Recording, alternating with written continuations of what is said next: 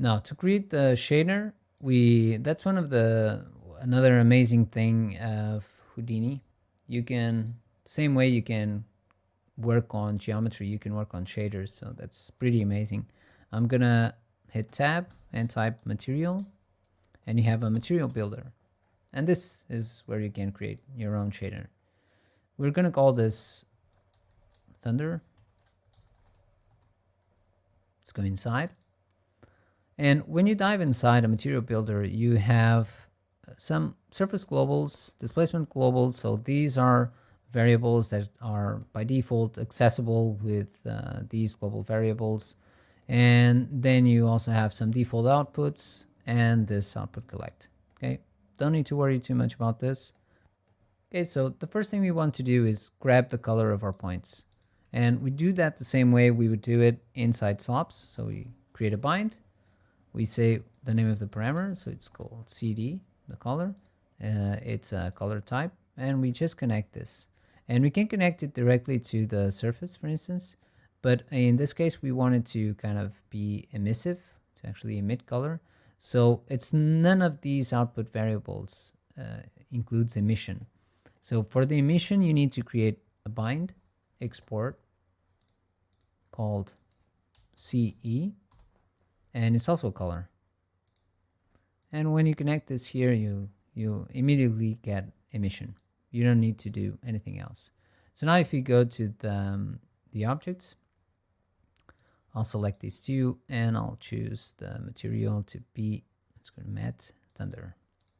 Okay, so this is thunder, that one is thunder. And if you go to the render view, now we can render, and we should see this to be white, and then we should see a gradient on these ones. Okay, notice the gradient on those ones. Cool, so we're on the right track. Let me stop this. Going back to the material, diving inside, we're actually going to be using PBR emission. So let's go to type tab, PBR emission. You have, when you type PBR, you'll see you have a series of PBR options. PBR diffuse, emission, lighting, reflection, a lot of stuff. These combine, the combination of all of these pretty much just sums up to a principal shader. In our case, we don't need anything else. We just want the emission. So we can just select the PBR emission, and we can connect the color there. And as you can see, the output is the CE that we're generating here, outputting through this bind export. And the advantage of this PBR emission is that you will have an intensity here and these options.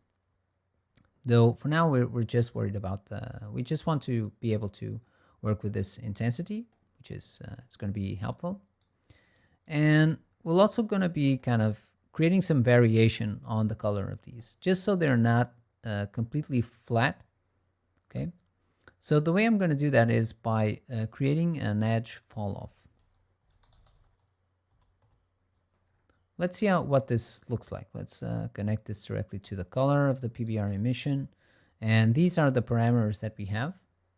And we can expose this parameter, but for now, let's just work with, see what the default value gives us. Let's render. You can also just render a region. I'm gonna hold Shift, click and drag, and just render out this region. I don't have anything else, so it doesn't gonna make me, it's not gonna give me much faster results, but as you can see, it kind of just isolates this area. Now on the edge fall off, if you lower this value, let's say you lower it to 1, you get something like this. So the fall off is different. If you go to 10, you get something like this. So you have darker areas. The idea for us is we just want to have a gradient going from white to black, and that's the main goal. For now, I'm going to be working with an edge fall off of 5. Okay, this gives me enough variation. I think it's cool, good enough. And the next step is going to be for us to actually grab this gradient and remap it using a ramp parameter. First, we're going to need to convert this vector information, this color information, into a float. So we have a vector to float.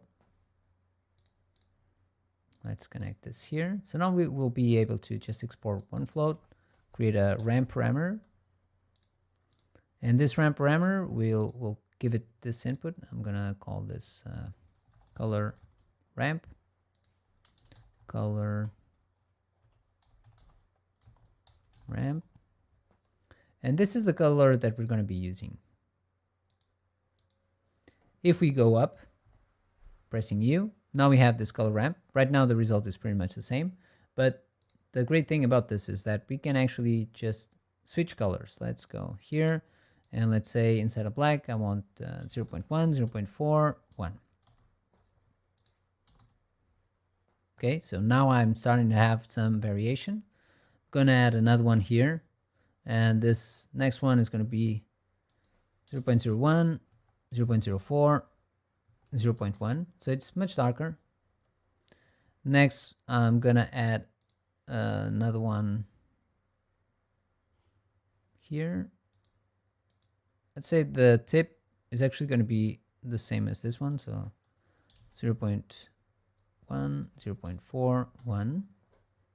We'll have a bit of white here, and we can have a bit of blue.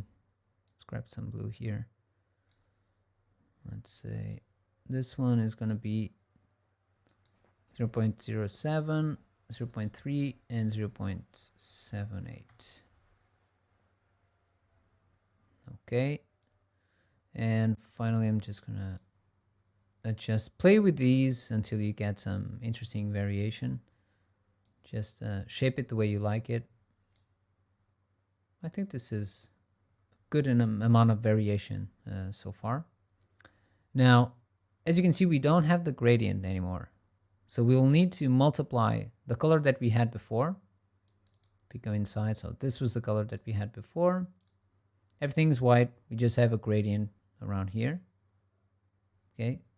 So if we multiply these two, let me stop the render. Let's go to multiply. And we can multiply the result of the color ramp with the color coming from the points. And then this is going to be the result. As for the intensity, I'm actually going to middle click on the intensity and promote the parameter so that we can control this from the outside as well. So going up, now we have the intensity here. I'm going to be working with an intensity of 2. And let's see what this gives us.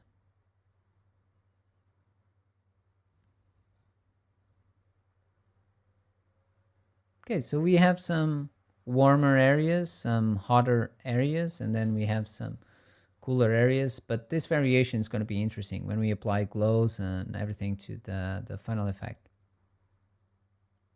Okay, so this is our thunder material.